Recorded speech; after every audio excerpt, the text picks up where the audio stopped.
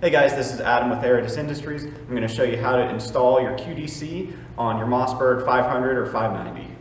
Alright guys, so first thing that you want to do, obviously make sure your safety is on, make sure the gun is empty, check the chamber, check the lifter as well, and then check the magazine tube, make sure that you're empty and safe. With each of your QDCs, you're going to get your thread locker, your ejector replacement screw, a Chicago screw, a longer screw to replace your trigger housing pin, a wrench for that longer screw, and your paper instructions. With your action open, you're going to need a flathead screwdriver to remove your factory ejector screw.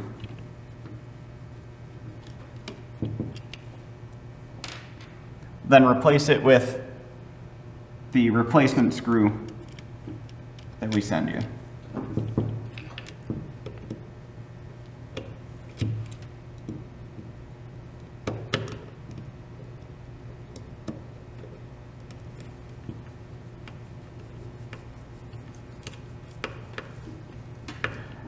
Just tighten it down snug. It doesn't have to be crazy tight because we're going to put thread locker on it in a minute. Next, we're going to pop out the trigger housing pin. Keep that and put it somewhere safe. We're going to replace that with the longer screw. So you can use just about anything to degrease these. I'm just using a paper towel with a little bit of acetone on it. I like to install the screws and then degrease them, just because if you degrease them first and then install the screws, if there's grease on the insides of the gun or anything as you're pushing them through, then you're going to end up with oil and dirt on them again. So I like to degrease them after they're already installed.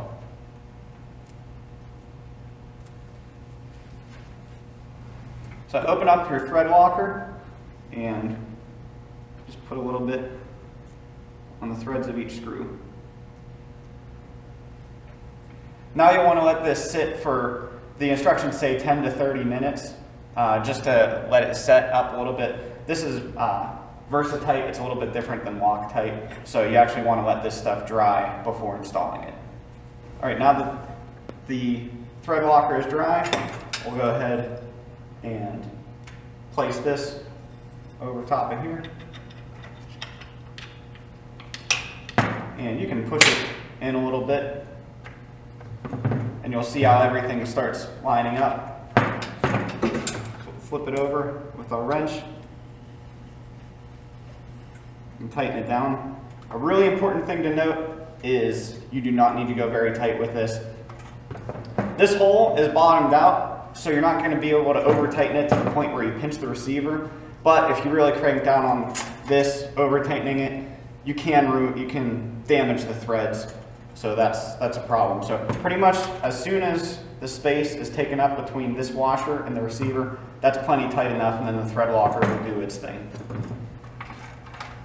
The last thing you need to do is take your Chicago screw and place it in this recessed cutout. Get a flathead screwdriver.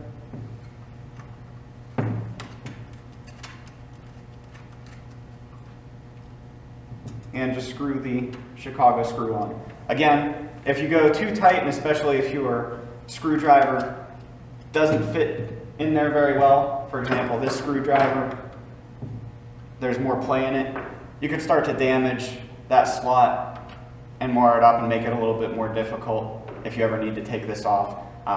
So having a decent screwdriver that takes up less space, and then just, get it snug and you're good to go. And that's it.